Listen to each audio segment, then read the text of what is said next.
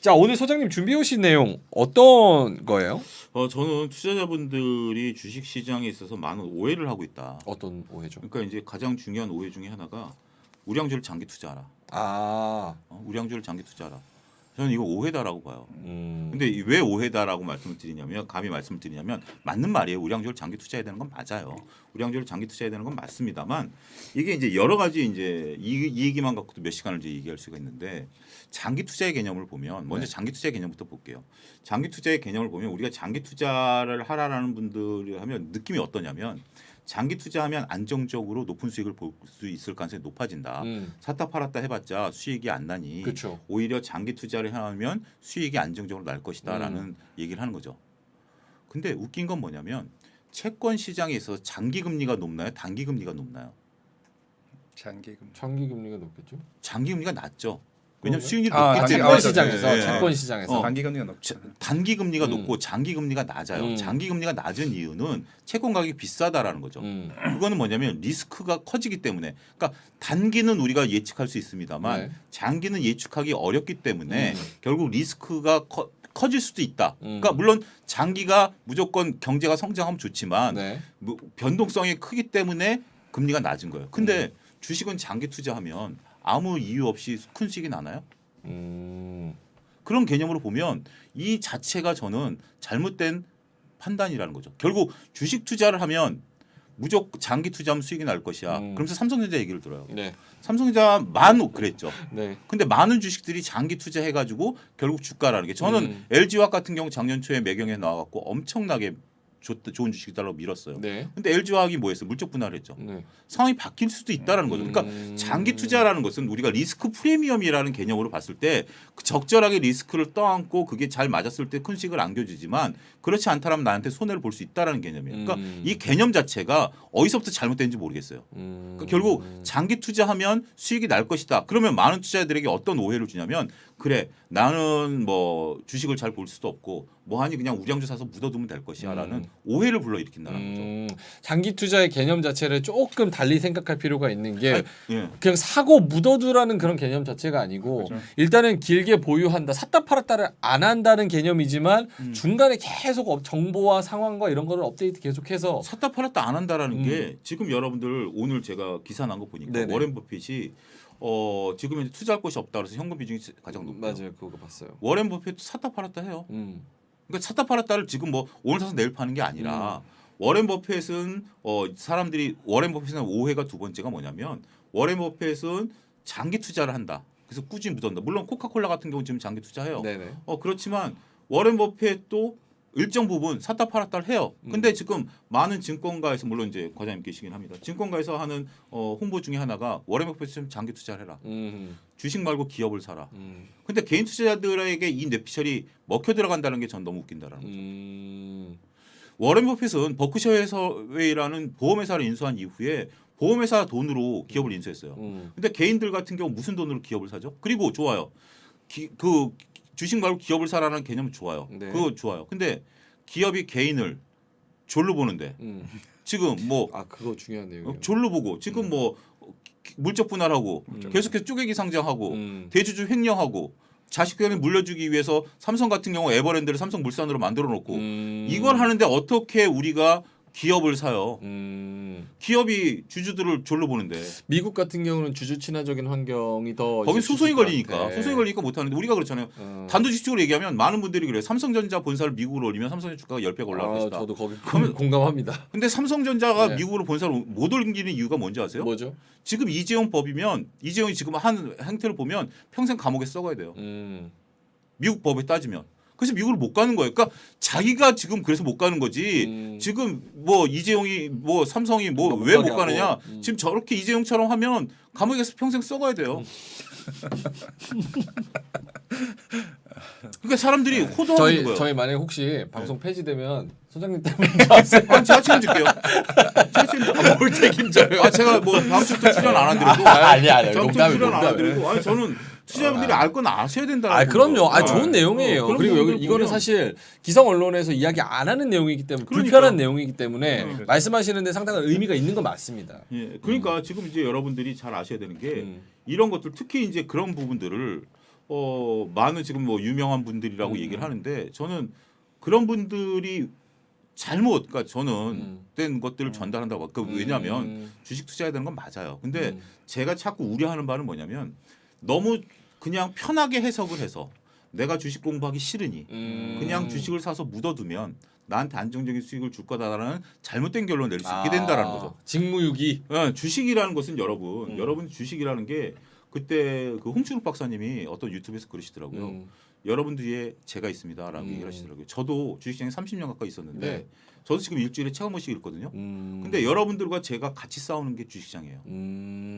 그걸 아셔야지. 여러분들이 편하게 우량주를 사서 묻어두면 수익이 날 것이다. 저는 그렇게 안 보는 사람이 제가 샀다 팔았다 하고 있는데 그런 가운데서 여러분들 저랑 싸우셔야 되는데 그러한 각오도 없이 그냥 무장해제하고 들어와가지고 나랑 싸우겠다라면 저를 어떻게 꺾냐라는 거죠. 저는 최근에 보면 가장 웃겨 요즘에 좀 저는 이제 유튜브가 이제 뭐 걸러지는 것만 보는데 슈샤오동이라는 그 중국의 유튜버가 있어요. 네. 격투기 선수예요. 격투기 선수인데 이 사람이 중국에서 지금 중국 공영방송에 금지를 당했어요. 유튜브도 중국에서 다 금지가 당했는데 네. 왜 그러냐면 중국의 무술 있잖아요. 맞아요. 무술이 있는데 이 무술에 대해서 우리가 굉장히 중국에서는 뭐 전통 무술이라고 해서 대회도 하고 네. 뭐 여러 가지 하는데 뭐 태극권 뭐 이런 거예요? 여러 가지 무술 있잖아요. 네. 여러 가지 중국 무술 있잖아요. 네. 이 사람이 그건 가짜다. 도장 깨기 하고 다녔죠. 나랑 싸워보자. 저 본 것 같아요. 나랑 싸워보자. 그거잖아. 근데 저는 그걸 보면서 뭐냐면 그 수많은 어떤 보면 이제 뭐 말도 안 되는 애들도 있고 정말 우리가 그 중국에서 추앙받는 사람들도 보면 이 사람들이 뭐냐면 못 싸운다라는 게 아니에요. 그 사람들과 싸우는 결이 다를 뿐인데 저는 거기서 뭐냐면 처음에는 슈시아동을 몇 대 때려요. 네. 근데 슈시아동이 한 대 딱 쳤을 때 이 사람들이 그냥 한 방에 나가 떨어져요. 리스크에 대한 관리가 없었던 거예요. 중국 무술에 대해 우리가 보면 홍콩 뭐 이소룡이 뭐 아비오 뭐 이런 거 하잖아요. 네. 근데 그 동작에서 보면 내가 맞는다는 개념이 없는 거예요. 근데 우리가 유도라든지 복싱 같은 거 배울 때 보면 유도에서는 낙법만 한다면서요. 내가 낙법으로 떨어졌을 때 어떻게 내 몸을 보호하느냐. 그 복싱도 보면 딱 가드 막는 것부터 배우잖아요. 그렇죠. 그러니까 이건 손실을 막는 것부터 배워야 되는데 우리 주식 투자자들의 많은 단점이 뭐냐면 네. 내가 좋은 주식 사면 수익이 날 것이다라는 오해를 불러일으킨다라는 거예요. 방어하는 방법을 제대로 안 가르쳐 주고. 그러다가 한 대 딱 얻어맞으면 정신이 바짝 드는 거예요. 지금 많은 투자자분들이 지금 뭐 많은 분들이 얘기하시는 것 중에 하나가 보면 지금 주식 30% 까이졌어요. 이거 어떻게 해야 돼요? 이런 얘기들이 많아요. 이런 얘기들이 많은데 그거 어떻게 해드릴 수가 없어요. 저는 지금 증권방송에서 뭐 종목 상담하는데 네. 그분들이 여러분들의 계좌를 살려준다라는 거는 저는 죄송하지만 없습니다. 없는 상황인데 그러니까 뭐냐면 주식 시장에서 잘못된 것 중에 하나 관행 중에 하나가 무조건 주식을 사라. 묻어둬라. 터지면. 아니 저 되게 공감이 되는 부분이 뭐냐면 제가 요 얘기를 들었을 때 그 KT 주식 있잖아요. KT. KT가 뭐 사실은 뭐 우리나라 통신 다 장악하고 있고 5G도 열심히 하고 있고 뭐 기술도 좋고 뭐 그런 의미에서 장기 투자하는 것도 어느 정도 논리가 성립될 수 있잖아요. 10년 전에 KT 주식이 31,800원이었는데 지금도? 종가 기준으로 32,000원입니다. 10년 뒤에. 그러니까 10년 사이에 지금 200원 오른 거예요. 그렇게 생각하면 무조건 장투에서 존버한다는 게 과연 모든 주식에 다 이렇게 적용이 되느냐 그런 것도 아니잖아요. 그러니까 이게 하나의 투자 방법일 뿐이다라는 거죠. 그러니까 지금 우리가 워렌 버핏을 추앙하는 건 좋습니다만 워렌 버핏 방식이 유일한 방식은 아니에요. 지금 그 투자들의 대가들을 보면 수많은 투자자들이 있고 근데 그들이 다 다른 방식으로 했고 그러니까 이거를 얘기를 해야 되는 게 주식 시장에 있어서 수많은 대가들이 각자 자기만의 방식으로 돈을 벌었다라는 거예요. 근데 지금 앵커님이 얘기하신 KT 볼 수 있죠. 근데 거기에 대한 반론은 뭐냐면 케인즈라는 경제학자가 얘기한 게 네. 있죠. 주식 투자는 미인대다. 그러니까 본인이 예뻐서 KT를 샀는데 남들은 그 KT를 예쁘다고 안 본 거예요. 그렇기 때문에 남들이 예뻐 보이는 주식을 사야지. 그러니까 이게 어떻게 보면 가치 투자자의 함정일 수도 있어요. 내가 이 가치를 발견했기 때문에 내가 이 가치가 독보적일 것이야라고 얘기를 할 수 있는데 그게 이제 남들이 인정 안 하는 가치가 되면. 근데 어떻게 보면 우리가 테마주라는 것은 나는 이걸 가치로 생각 안 하지만 남들은 그 테마가 가치다라고 생각하고 살 수도 있는 거예요. 그러니까 테마주라는 게 나쁘다라고만 100% 단정 지을 수는 없어요. 그렇기 때문에 주식 시장에서는 다양한 투자 방법이 있고 다양한 투자 방법들이 다 나름대로 이유가 있어요. 근데 많은 분들이 그러죠. 저건 나쁘고 이건 좋다라는 이분법적인 사고 방식으로 접근한다라는 것이 주식시장에서는 굉장히 위험하다라는 거예요. 그래서 저도 이제 증권사 직원이고 소장님께서도 이제 증권사에 잠깐 계셨지만 보통 오래 있었어요. 잠깐이 아니라. 아니야 잠깐만요. 죄송합니다. 그러니까 이제 고객들이 신규 고객이나 이런 분들을 보면은 이게 장기 투자에 대한 개념이 받아들이는 게 이게 뭐 시기도 다르겠지만 보통 3개월이면요 이 고객들은 지쳐요 일단은. 뭐 이렇게 못 뱉어요. 그러니까 3개월 됐는데 이제 이 회사 좋습니다. 이 회사 재무제표 좋고 네네. 정말 성장성 있습니다. 했는데 3개월 동안 안 올라. 그러면 그때부터는요 이제 지쳐요 사람 이분들이. 그러니까 왜 안 올라요? 볼멘 소리 나오는 거죠 그때. 왜 떨어져요? 분명히 처음 제가 이 종목에 대해서 설명을 하고 나면은 이 회사 정말 내년도 좋고 내후년도 좋습니다라고 설명을 했는데 네. 왜 3개월 뒤에는 왜 빠져요? 그러니까 과장님 좀 노하우가 부족하시네. 제가 그래요? 뭐냐면 제가 책에 썼는데 네. 저도 이제 증권회사에 있으면 소개받지 않고 신규로 와가지고 제 앞에 앉은 사람들이 보면 95%가 첫 마디인 거예요. 저는 샀다 팔았다 싫어하고요. 장기 투자 좋아합니다. 네. 그리고 은행 수익률보다는 안정적으로 연간 6에서 10% 정도 수익을 내줬으면 좋겠습니다라고 얘기를 해요. 95%가. 근데 이 95%에 99%는 얘기를 하다 보면 그게 아니라 오늘 사서 내일 상한가치 종목을 달라는 거예요. 그죠? 맞아요. 팩트죠. 그걸 더 좋아. 근데 그래요? 제가 왜 95%라고 그러면 나머지 5%는 뭐냐? 앉자마자 야 오늘 사서 내일 상한가치 종목 줘. 다 같은 생각을 하고 있는 솔직하신 분이 5%고요. 맞아요. 95%는 짐짓 와가지고 나는 점잖은 투자자고 장기 투자자고 가치 투자자고 얘기하지만 그 과장님이 그걸 고지고대로 받아주시면 안 된다니까. 그죠. 그 증권회사에서 그 영업력이 떨어진다는 거니까. 그럼 100%다 상한가치 종목을. 근데 종목 증권회사 내가 이거 오는 아닐 분들은 거 그래요. 증권회사 오는 분들은 증권회사 그래요? 객장을 열고 들어왔다는 자체는 나는 너희들에게 돈을 맡길 테니 수수료를 낼 테니 종목 내놔? 너희들이 종목을 내놔라라는 얘기예요. 그래요. 그렇구나.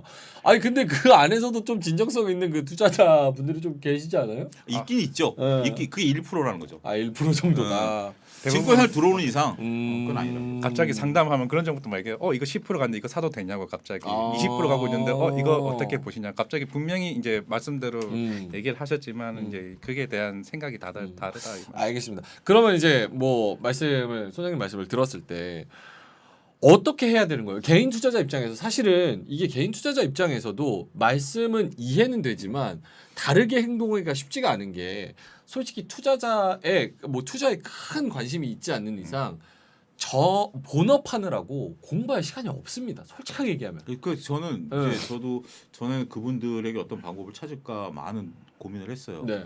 근데 저는 본업을 하느라고 시간이 많지 않다라면 주식 투자하지 마시라고 단정적으로 얘기합니다. 왜냐하면 그래요? 그 외 방법으로 어떻게 하게 그분들은 그죠. 내가 시간이 없어. 뭐라도 대안 제시줘. 그럼 펀드로 들어가야지. 펀드. 주식을 시작해서 내가 그래도 뭔가 좀 낫지 않겠느냐. 없습니다. 아. 절대 없습니다. 차라리 펀드를 가야 된다. 차라리 은행 예금이 낫습니다. 많은 분들이 오해하는 것 중에 하나가 은행 예금의 이자율이 낮으니 내가 이걸 가지고 뭐 돈을 모아봤자 안 되고 또 어떤 경제학자들은 그러죠. 은행에 놔두면 인플레이션 때문에 원금이 깨진다. 네. 투자를 해라라는 개념인데 엊그제 SNS에 돌아다니는 짤이 있어요. 네. 내가 연간 7%의 소득 감소, 그러니까 이자 때문에 인플레이션 때문에 감소할 걸로 연간 7% 감소할 걸로 주식 투자를 했더니 하루에 7%씩 빠지더라. 그러니까 주식 투자는 은행 예금의 대체가 될 수 없습니다. 주식은 투자고 은행은 저축이에요. 이걸 혼용하시면 안 돼요. 혼동하시면 안 돼요. 그렇기 때문에 여러분들이 잘 모른다. 그러면 1% 예금해라? 2% 예금에 만족하셔야 돼요. 방법 없어요. 그리고 그래도 내가 주식하겠다. 열심히 해보자. 근데 기본적 분석은 나는 회계를 모르겠다. 네. 주식 투자하지 마세요. 전 지금 그렇게 얘기합니다. 전에는 그래도 회계를 모르면 기술적 분석이라든지 뭐 여러 가지라고 하는데 답이 없습니다. 이거는 기본적 분석 모르고 그리고 시간이 없고 핑계가 많고 뭘 어떻게 하자는 얘기예요? 우리 구독자분들 투자자분들 뼈 부러지겠어요. 아니, 살살 때리세요. 난 그분들을 살려주려고 그래요. 살려주려고. 그분들이 맞는 말입니다. 지금 여러분들이 들어와서 여러분들의 행태를 보았을 때 저는 그래요. 지금 책 쓰고 있는데 3년 동안 내가 똑같은 행태를 반복하면서 주식이 깨지고 있다. 그러면 주식을 나랑 안 맞는 겁니다. 여러분들 잠깐 사업했다 망한 거예요. 사업한다고 다 성공하나요? 그렇죠. 여러분들 그냥 사업했다 망했다라고 생각하세요. 그건 여러분들이 더 늪으로 빠져들어가는 거예요. 거기서 끊어야지. 3년, 5년, 10년 들어가 왜 이런 얘기가 있겠어요. 어떤 분들이 돌아가실 때 유언으로 자식들은 절대 주식 투자하지 말아라. 이게 팩트예요. 근데 지금 많은 분들이 동학개미 운동 이후에 뭔가 눈이 돌아갔어요. 저는 이 부분을 그냥 말려야 된다고 봅니다. 뭔가 무기가 없으면 무기를 제대로 갖출 자신이 없으면 전쟁터에 나가지 말아라. 나가지 안 나가야죠. 은행으로 가는 게 맞다. 그거는 생존에 대한 부분들이지. 여러분들 저는 그래요. 지금은 많은 분들을 살려야 된다는 생각으로 저는 말씀을 드리지. 이게 주식 시장에 들어오면 다 돈을 번다. 그 대신 그렇죠. 그래, 너는 헛소리 말고 나는 공부해서 돈을 벌 거야. 이런 부분만 들어오세요. 네. 지금 뭐 미녀 작가님께서 뼈 너무 많이 맞아서 접골원 가야 합니다. 어우, 멍 많이 들었겠네요. 알겠습니다. 그러면 지금 말씀하신 부분을 뭐 적용을 한다 그래도 이미 내 돈이 들어가 있어서 지금 뭐 마이너스 30% 40% 나고 있다. 이미 손실이 나버린 상태다. 이러면 이분들은 지금 어떻게 시장에서 어떻게 관리를 해야 됩니까? 그거 갖고 회생하려고 생각하지 마라. 회생하려고 생각하지 마라. 멘징하려고 하는 게 제일 무섭다. 아니 여러분들이 지금 30%가 깨졌는데 여러분들 실력으로 30%가 깨졌는데 30%를 하기 위해서는 50%가 올라야 돼요. 50%를 올릴 자신 있어요? 그거를 증권회사나 뭐 어디 이 증권방송 전화해서 저 지금 비중 40%에 뭐 얼마 손실입니다. 살려주세요. 방법 없어요. 누가 살려줘요? 그렇기 때문에 그건 냅두세요. 냅두고 일단 냅두고 그래도 내가 절치부심하겠다라면 돈을 모으세요. 모아서 신규로 계좌를 따로 트세요. 그래서 연습을 해가지고 차근차근 10년 20년 불려갈 생각해야지 이걸 어떻게 반가이 해보겠다 물타기 하겠다 절대 방법 없습니다. 여러분들이 물타기 하는 순간 늪에 빨려 들어가는 거예요.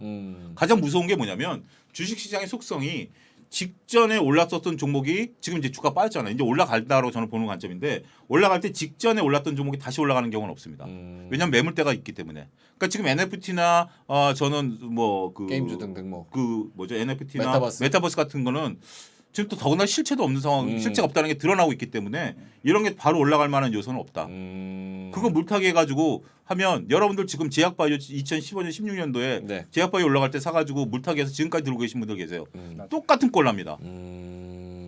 그렇기 때문에 주식시장이 단순하게 내가 지금 뭐 심리적으로는 편하죠. 내가 예를 들어 10,000원 샀던 게 지금 8,000원 와 있으면 내가 이걸 물타기해서 9,000원을 만들어 놓으면 좋겠다. 심리적으로 편하죠. 어떠한 투자자도 제가 감히 말씀드립니다. 네. 그 뭐죠? 딱 한 분. 제가 그때 여러 번 유튜브에서 퀴즈를 냈더니 어떤 분이 딱 한 분 나왔더라고요. 맞췄어요. 근데 그분을 제외하고 나면 어떠한 제가 읽은 수백 권의 책 중에 어떠한 위대한 투자자도 물타기하라는 말을 쓴 적이 단 한 번도 없습니다. 물타기란 용어 쓴 적이 단 한 번도 없습니다. 오히려 피라미드, 불타기라고 요즘 그러죠. 국내용어로.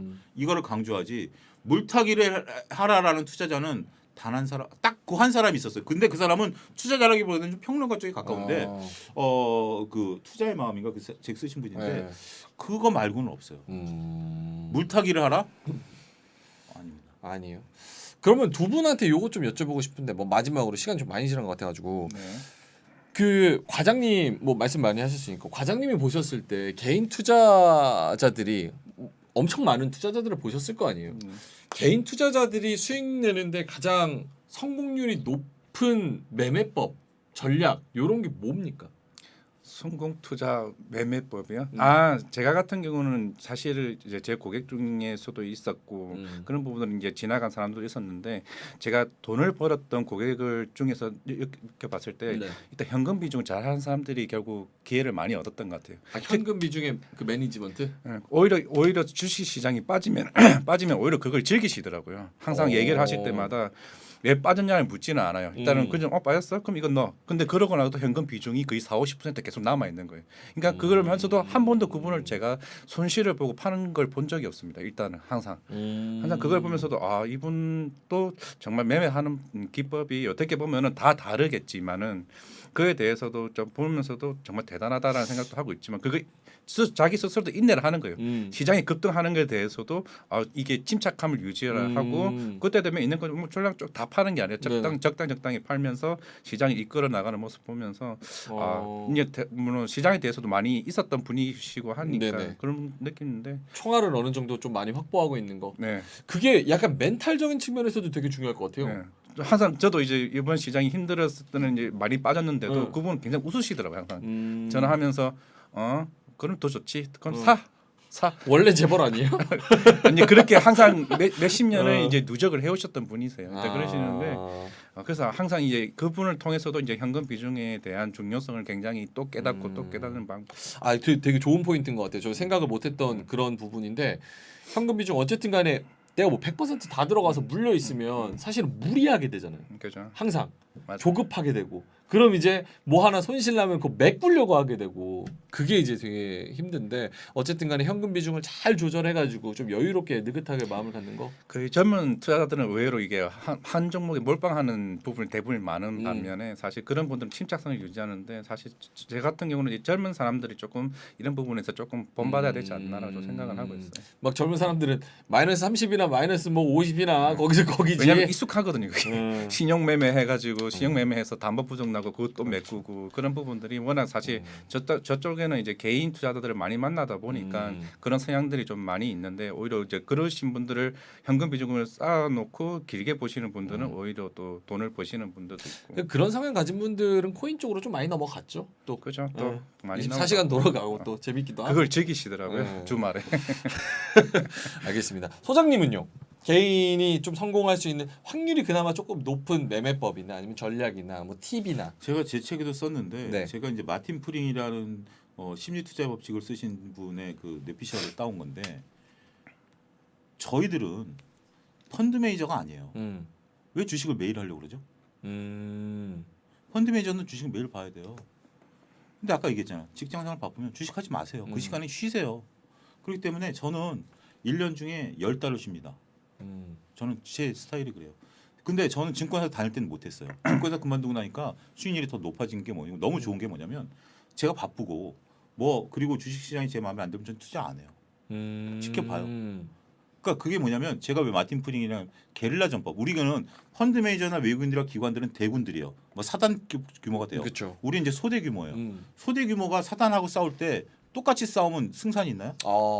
전혀 없어요. 다이다이로 바로 붙으면 깨진다. 깨지는 거죠. 걔네들은 포트폴리오 구성할 수도 있고 장기 투자할 수도 있고 안 되면 뭐 하다못해 뭐 예를 들어서 뭐 오스틴 플란트 같은 경우는 네. 뭐 상장 폐지가 됐다 해도 전체 펀드에서 미치는 영향은 미미해요.